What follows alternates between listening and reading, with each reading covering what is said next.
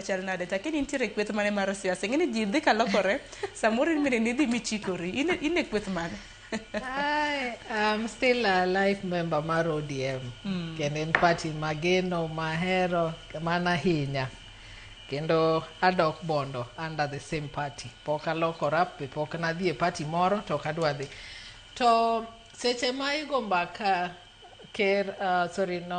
migosi Stephen Kalonzo Musyoka to parona after election koro oluongwa. I fell a victim of a similar thing.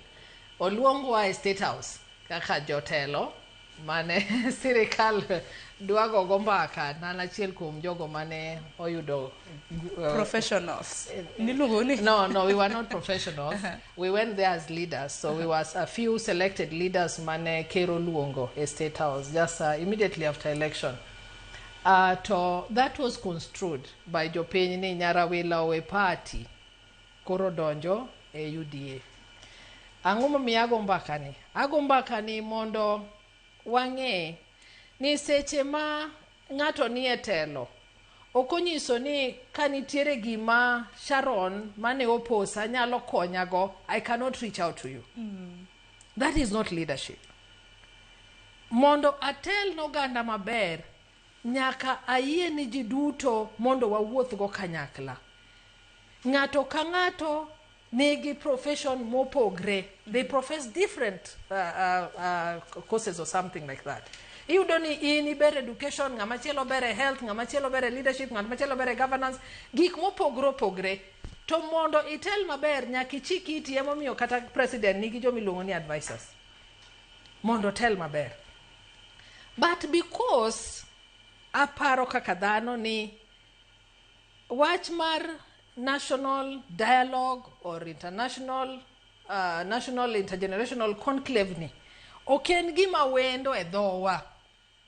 King'iyo meaning mare eni we want each and everyone onboarded into the conversation. Ng'ato ka ng'ato, moso leaders kaka Kalonzo Musyoka, moluor Kalonzo Musyoka, mondo bigi pache maber mar waipano, mar linda wananchi no, mondo bigo koni mondo wach ni aker kargo dhok oko ni okitano ogana maber. Ruto en one term. Aoyo gimomi wacho ni an one term to podan kani tane manyalo loso kapok okethre kel pachi no sani mondo wadhi mbele. Koro tigola niya ni nwaluongi mondo wabed piny wanyisi ni kae midhigo marach to kata bang' nyisi ni kae midhigo marach okitimo ang'o, okichiko iti. Omiyo ker mondo reach out to His Excellency Stephen Kalonzo Musyoka onge richo at all. Nikech mondo lead maber, mondo this national conversation o yield much, nyaka luong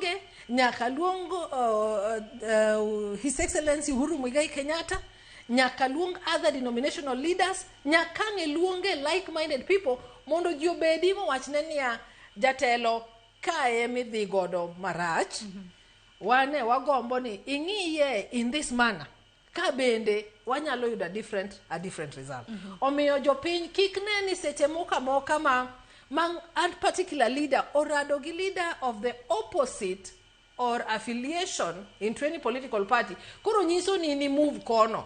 To seche moko udwa mondo uket pachu kanyakla mondo unene ni to gima wadwa timoni to wanya time maber kiasi mane. Waduto duondu ok nyal chopo kucho.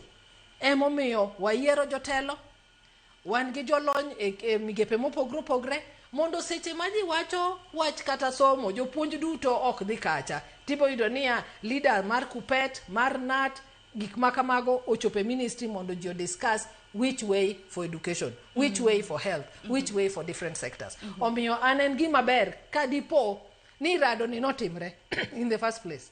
It is a very good show of unity of purpose for a nation, that Kenya is bigger than an individual. Ni oken mar migosi William Ruto kende, to kanitiere gima His Excellency Stephen Kalonzo Musyoka nyalo konyo godo ker mondo wakel kwe, mondo wane ni kiny nyithindo dhi school, mondo wane ni yath ni hospital. It is more than welcome.